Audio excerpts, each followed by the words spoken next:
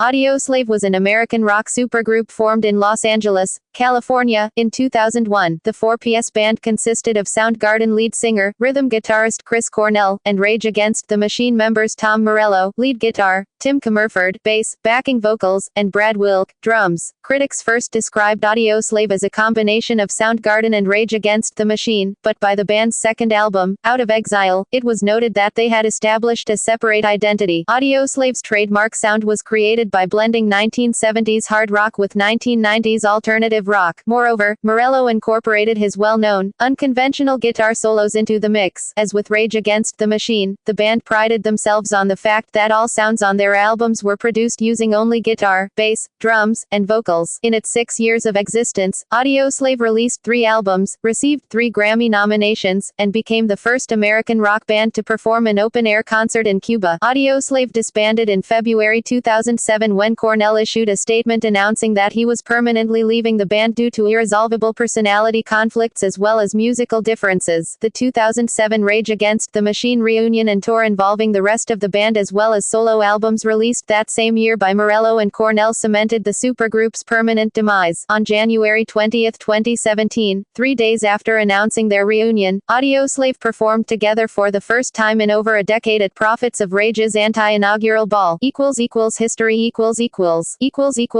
Formation 2000-2001 Audioslave's history dates back to October 18, 2000, when Rage Against the Machine's lead vocalist Zach De La Rocha announced he was leaving the band, citing a breakdown in its decision-making process. Rage Against the Machine broke up as a result of De La Rocha's departure, but the remaining 3 members of the band, Tim Comerford, Tom Morello, and Brad Wilk, decided to stay together and announced plans to continue with a new vocalist. Several vocalists jammed with the 3, including Be Real of Cypress Hill, but they did not want another rapper or anybody who sounded like De La Rocha. Contrary to popular belief, Lane Staley of Alice in Chains neither auditioned nor was asked to join the new project. Music producer and friend Rick Rubin later suggested that they play with Chris Cornell, the ex-frontman of Soundgarden. Rubin also persuaded the 3 of them to go into group therapy with performance coach Phil Towle after the breakup. Rubin was confident that with the right new voice, Rage Against the Machine had the potential to become a better band. He believed it could turn into a Yardbirds into Led Zeppelin scenario. Comerford later credited Rubin for being the catalyst that brought Audioslave together. He called him the angel at the crossroads because if it wasn't for him, I wouldn't be here today. The chemistry between Cornell and the other 3 was immediately apparent. As Morello described, he stepped to the microphone and sang the song and I couldn't believe it. It didn't just sound good. It didn't sound great. It sounded transcendent. And, when there is an irreplaceable chemistry from the first moment, you can't deny it. The quartet wrote 21 songs during 19 days of rehearsal, and began working in the studio in late May 2001 with Rubin as producer, while sorting out the label and management issues. Audioslave, 2002-2003 On March 19, 2002, Audioslave was confirmed for the 7th annual Ozfest, even though at that time the band had no official name or release date for their debut album. A few days later, reports surfaced that the band had broken up before they had played for a public audience. Cornell's manager confirmed that the frontman had left the band, with no explanation given. Under the name Civilian, or the Civilian Project, 13 rough mixes of the songs the band had been working on were leaked onto peer-to-peer file-sharing networks in May 2002. According to Morello, the band was frustrated because the songs were not in their finished form and in some cases, weren't even the same lyrics, guitar solos, performances of any kind. Initial rumors suggested that Cornell took issue with having 2 managers actively involved in the project. Jim Garanot of Rebel Waltz represented Cornell, and Peter Mensch of Q Prime handled Rage Against the Machine. According to the band, however, the split was not triggered by personal conflicts, but by their quarreling managers. After the mixing of the album was finished, roughly 6 weeks later, the group reformed and simultaneously fired their former management companies and hired another, The Firm. Their previous labels, Epic and Interscope,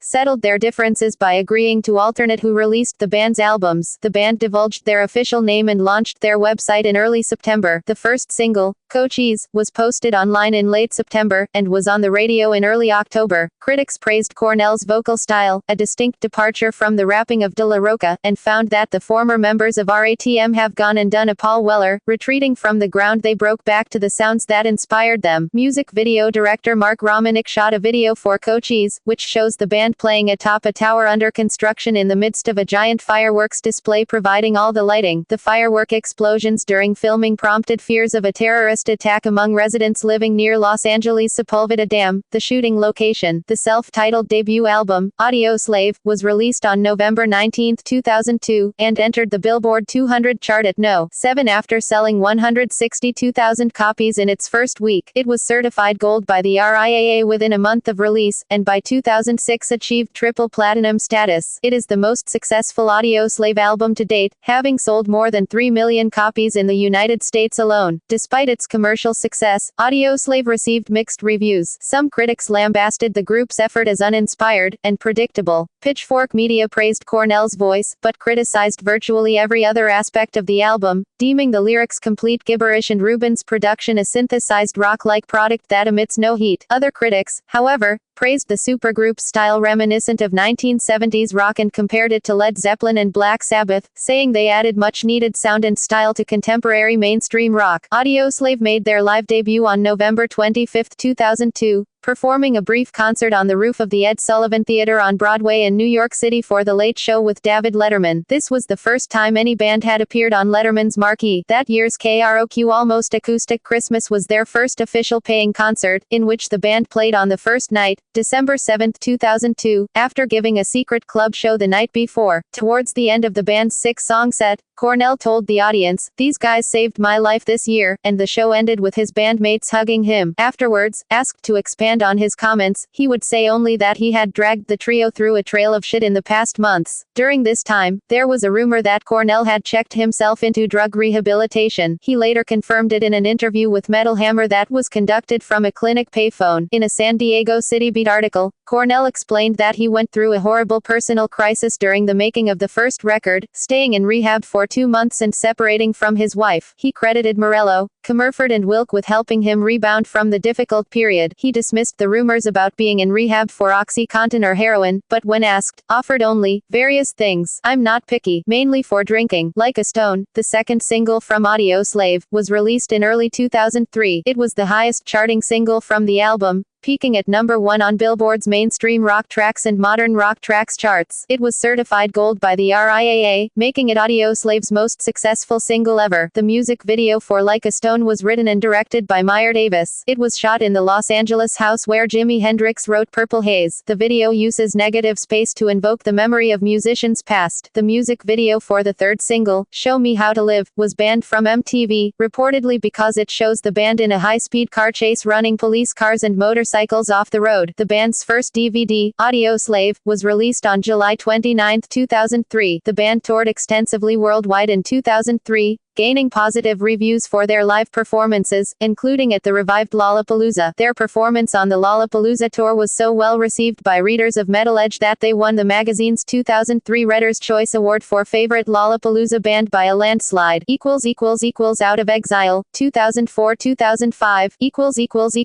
In 2004, Audioslave was among the nominees for the 46th Grammy Awards. Like a Stone was nominated for Best Hard Rock Performance and Audioslave for Best Rock Album. They spent the rest of 2004 on break from touring and working on the second album. This gave Morello time to concentrate on his solo project, The Night Watchman, and also to take an active part in political activities. Cornell had time to focus on his personal life. After his divorce from his first wife was finalized, he married Vicky Karayiannis, a Paris-based publicist he met during Audioslave's first European tour. Work on a new album had started in 2003 during the Lollapalooza tour, and continued at the end of the year when band members entered the studio.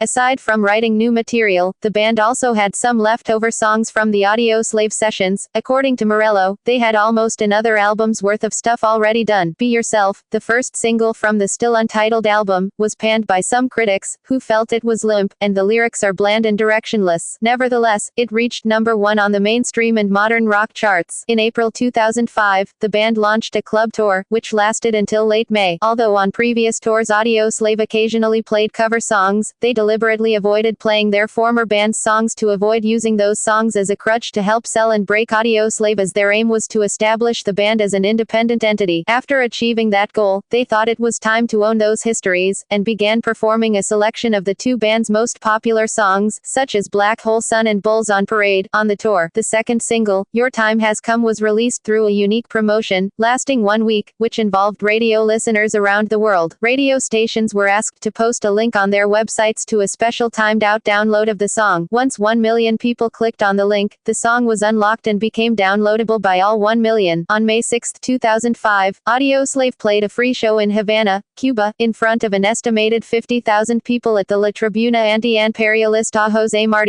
Marti Anti-Imperialist Stand venue, which was purpose-built in 2000 for mass protests against the U.S. government. Audioslave became the first American rock group to perform an open-air concert in the Socialist Republic of Cuba. The band traveled to Havana, bringing along their camera crew, on May 4 to spend 2 days visiting historic sites and interacting with Cuban musicians and youngsters. Morello and the rest of the band insisted that the trip was not to make a political statement, but to take part in a musical cultural exchange. Cornell commented, "Hopefully, this concert will help to open the musical borders between our two countries." The 26-song set concert, which included several Soundgarden and Rage Against the Machine songs, was the longest the band had ever played. Out of Exile was released internationally on May 23, 2005, then a day later in the US. It debuted at the top of the Billboard 200 chart, the only Audioslave album to reach this position. The following week, however, it dropped to number 3, with a 62% sales decrease, consequently reaching platinum. Cornell admitted to writing his most personal songs ever on this album, influenced by the positive changes in his life since 2002. He also described the album as more varied than the debut and relying less on heavy guitar riffs. The album was received more favorably than Audioslave's debut. Critics noted Cornell's stronger vocals, likely the result of quitting smoking and drinking, and pointed out that Out of Exile is the sound of a band coming into its own. AllMusic, which gave Audioslave a lukewarm review, praised the album as lean, hard, strong, and memorable. The lyrics, however, were still a common complaint. Musicom.com wrote that Cornell's lyrics continue to border on the ridiculous. The album's softer, slower approach was frequently criticized as well. Following the album's release, the band embarked on a European tour, performed at the Live 8 benefit concert in Berlin on July 2, 2005, and played their first North American headlining arena tour from late September to November 2005. The music video for Doesn't Remind Me, the third single from Out of Exile, was posted online in September 2005. Audioslave's second DVD, Live in Cuba, featuring the concert in Havana, was released on October 11, 2005. It was certified platinum in less than 2 months.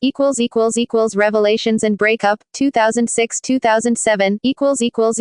In December 2005, Audioslave received its third Grammy nomination at the 48th Grammy Awards in the Best Hard Rock Performance category for Doesn't Remind Me. Audioslave began recording their next album. Cornell had already expressed his desire to make an album every year, a year and a half, even before Out of Exile was released. In early July 2005, after the conclusion of the European tour, the band returned to the studio to write new songs. Morello said their aim was to blur the lines between rehearsing, recording and touring. The actual recording began in January 2006, with plans to release the album, Revelations, in June. This time, the band chose Out of Exile's mixer, Brendan O'Brien, as producer. Audioslave had 20 songs written and recorded 16 of those in only 3 weeks. However, the album's release date was postponed to early September, and the band cancelled their previously announced European tour, to have a new album to support, when they embarked on touring. The first single off the album, Original Fire, was made available online on Audioslave's official website for free streaming in early July. News about Cornell's departure emerged in July 2006, when insiders stated that after the third album was released, he would depart the band and restart his solo career. Cornell immediately denied the rumors, stating, "We hear rumors that Audioslave is breaking up all the time. I always just ignore them." In the same interview, he also discussed his intentions to record a new solo album, the second in 7 years, before the end of August. A special marketing campaign preceded the new album's release in August, when the art concept was featured on Google Earth as a fictional utopian island, Audioslave Nation,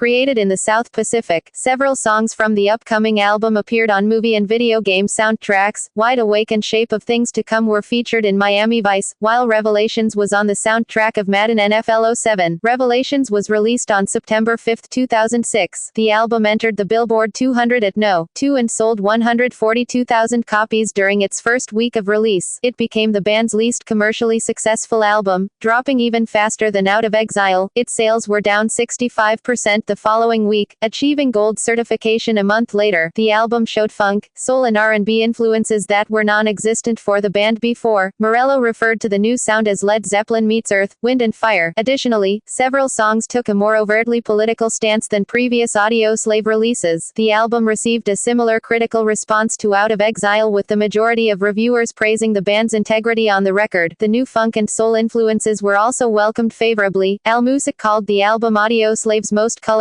diverse, and consistent record yet. Many others, however, saw it as just another rock record, and musically not much different from the previous album. Cornell decided to delay the Revelations tour until 2007, because he wanted to let the album come out for a while sick and also concentrate on his second solo album. The rest of the band went along. Morello also revealed his plans to release his debut solo album in early 2007. The second, and final single from the album, Revelations, was released in October 2006 with an accompanying music video a month later. On January 22, 2007, Rage Against the Machine was announced to reunite for one show only, at the Coachella Valley Music and Arts Festival, on April 29, 2007. Less than a month later, on February 15, 2007, Cornell officially announced his departure from Audioslave, issuing this statement: "Due to irresolvable personality conflicts as well as musical differences, I am permanently leaving the band Audioslave. I wish the other three members nothing but the best in all of their future endeavors." He stated that, as far as he was concerned, Audioslave had disbanded, and that a greatest hits collection would be issued in the future, because of label commitments.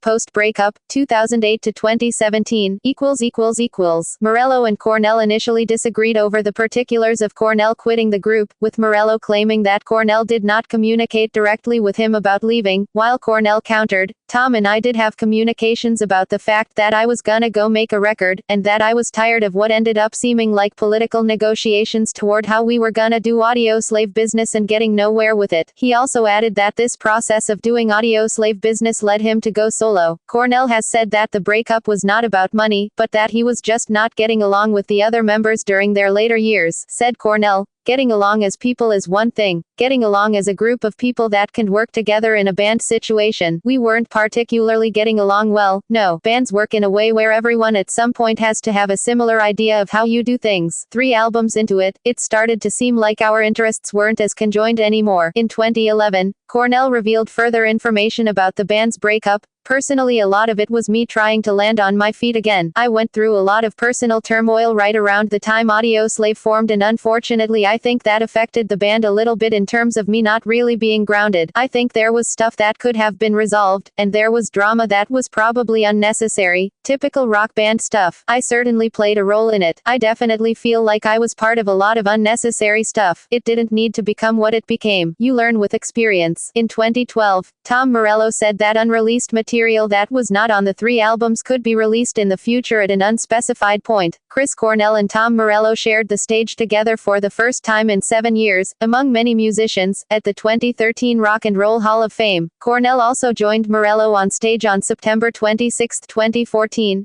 Guesting on his solo Seattle show. They played together several Night Watchman songs, Cornell's usual acoustic covers, and for the first time in 8 years, some Audioslave songs. Both Rage Against the Machine and Soundgarden have reformed since Audioslave's breakup. Rage Against the Machine has performed at several live venues and other festivals since its initial performance at the Coachella Music Festival in April 2007, although the band currently has no plans to make a new album. Soundgarden announced a reunion in 2010 and recorded a new album, King Animal, which was released in November 2012. In August 2015, Chris Cornell openly said in interview with Total Guitar that he was quite eager to reunite with Audioslave. "I think it would be great. We did a lot of songs, and with the benefit of not having done anything with those guys for so long, I can't imagine what it would be. It would be a really amazing experience just to get back and work with the same guys again." Soon after, guitarist Tom Morello said that he's interested in working with Cornell again, remembering their 2014 Seattle performance with great fondness. "I love Chris and consider him a great friend. The Hall of Fame jam was nice, but a little chaotic. Playing with him in Seattle, that was just fantastic. I love that guy. He's one of the most talented vocalists in the history of vocalists. And to be able to play the songs that we wrote together, it was awesome and so much fun. I hope we do something like that again." On January 17, 2017, it was announced that Audioslave would reunite for their first show in 12 years at Prophets of Rage's anti-inaugural ball, protesting President Donald Trump's inauguration. The event took place on January 20, 2017. Asked in February 2017 if there would be more Audioslave reunion shows in the future, frontman Chris Cornell replied, "It's always a possibility. I mean, we've been talking about it for at least 3 or 4 years now. We were talking about actually picking dates, and it just ended up not working out because everybody's so busy. They have another band again. They all have separate bands that they do themselves. I have Soundgarden and a solo career that's taking up a lot of time, and I just did Temple of the Dog. So, it's really honestly as simple as we end up having a window of time where it's comfortable for everybody and we want to do it, because I definitely feel like everybody's up for it." On May 17, 2017, Cornell died by an apparent suicide in Detroit after performing at a show with Soundgarden.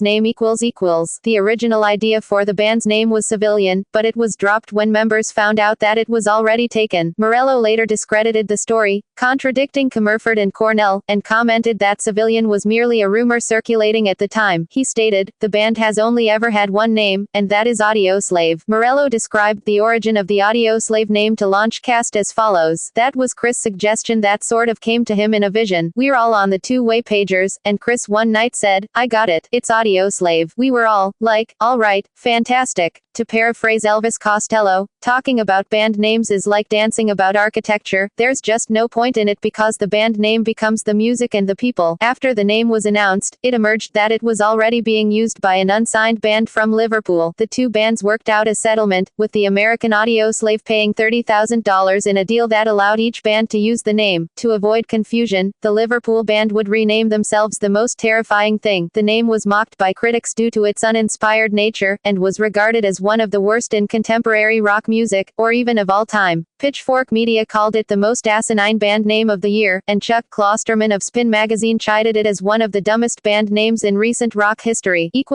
Musical style and influences By combining 70s style hard rock riffing with alternative rock, Audioslave created a distinctive sound. This mix was driven by Cornell's wide vocal range, Morello's innovative guitar solos and the robust rhythm section of Wilk and Comerford. Morello, although stating he never felt musically limited in Rage Against the Machine, did say that he had a lot more scope to explore with Audioslave in a wider musical territory. This meant that the instrumentalists had the opportunity to write slow and melodic songs, something they had not done before. As opposed to De La Rocha's lyrics, Cornell's were mostly apolitical. Morello referred to them as haunted, existential poetry. They were characterized by his cryptic approach, often dealing with themes of existentialism, love, hedonism, spirituality and Christianity. Audioslave's first two albums drew influences from 1970s hard rock and heavy metal such as Led Zeppelin and Black Sabbath, and from the members' previous bands, the grunge sound of Soundgarden and the funk metal sound of Rage Against the Machine. For Revelations, which was influenced by 1960s and 70s funk, soul and R&B music, Morello used vintage guitars and amplifiers, and Cornell adopted his 70s funk and R&B flavor vocals. The guitarist also cited Sly and the Family Stone, James Brown and Funkadelic as a reason for the funk overtones on the album. Songwriting and recording process All of Audioslave's lyrics were written by Cornell, while all four members, as a band, were credited with writing the music. Their songwriting process was described by Wilk as more collaborative and satisfying than Rage Against the Machines, which was a battle creatively. Cornell also felt the same way. He saw Soundgarden's songwriting method inferior to Audioslave's. Rick Rubin, producer of the band's first 2 albums, was also lauded as a great collaborative partner and was likened to the fifth Beatle by Tom Morello. The time spent on songwriting by the band was always short. They wrote 21 songs in 19 days for the first album and exceeded that rate for the second album by having a song or sometimes 2 written every day. This method was adopted for the third album as well. Cornell's battle with drug addiction and alcoholism was a defining factor in the writing and recording process of the debut album. The singer admitted that he was never able to write effectively while drinking, and attended rehab after recording Audioslave. Although Morello stated that Revelations was the first record Cornell didn't smoke, drink or take drugs through the recording, he later clarified his statement by saying, "Chris was stone sober during the making of our Out of Exile album. Chris was also sober during the making of Revelations, and prior to recording he gave up smoking as well."